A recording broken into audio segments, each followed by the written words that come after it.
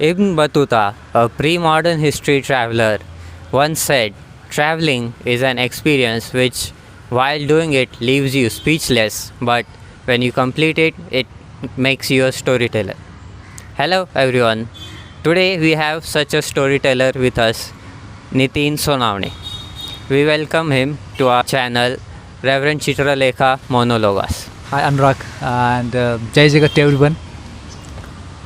My name is Nitin Sonawane and I'm a Gandhi peace walker, cycling and walking across the world for the last 5 years in 46 countries.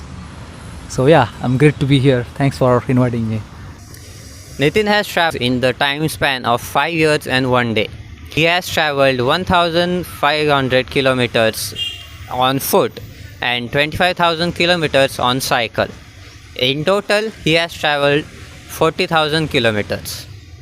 Franz Hume, a social worker, and some other are some examples of the friends he has made over his adventure, which we are familiar and are friends with as family friends. So let's turn to ask him some questions. As in the 4th century, Bishop Augustine said, "The world is a book, and if you don't travel, you just read one page." So Nitin, do you plan to travel more and read more pages of this world? Thank you. It's been a good question.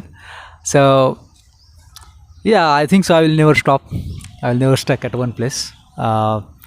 Traveling each and every moment you explore and see the beauty of nature, human being, a huge potential, an infinite life opportunity and possibilities. So I think so that's the greatest thing about traveling. Every day is enriching your life to give new dimensions and different way to think, like how it is possible to be we are there, and the place, the environment, the animal, how they can sustain like the way they are doing. So this is an incredible journey. And so in my journey, the whole my 5 year journey is about humanity, because I start without anything. Like Chitralekha ma'am, she offered a gift, the sleeping bag, which I used for almost 3 years, and that was like one of the seed group that I every day, every night I was thankful to her that I could sleep warmly in different places. So people like her I met across the world who show their love and kindness, and that's why I'm here. So 5 years knocking doors on people, staying in the mountain, rivers, talking with unknown people, staying with them, going to school, college, university, maybe around 1 million people I met, I be in contact with. So it's an incredible journey. Yes, I think so. It's a blessing for me. I could do this. So yeah, every day you explore and you learn. So thank you.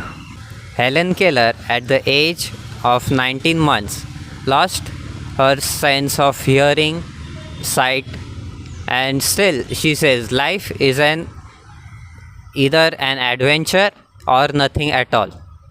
So do you think this adventure of yours did actually influence people, and as a peace walker, will your journey actually make difference in people's perspective on the world problems like climate change, migration, and hatred towards a specific race, or in general any world problem? Yeah, means walking is one of the powerful action that human being have. If you see greatest leaders across the world, like if you Jesus Christ, Gautam Buddha, Guru Nanak Dev Ji, Mahatma Gandhi, Vinoba Bhave, the one of the common thing among them is walking. It is one of the bestest, greatest way to connect with the animal, plant, with the universe. And walking is one of the simple act that you can connect with everyone. This is one of the non-violence action. We can connect with this all kind of things, but along with that is human being. So it's very easy to connect with human beings while walking. And my walk is about Gandhi. So I'm celebrating 150 years of life of Mahatma Gandhi ji. So I think this is a great message by doing action.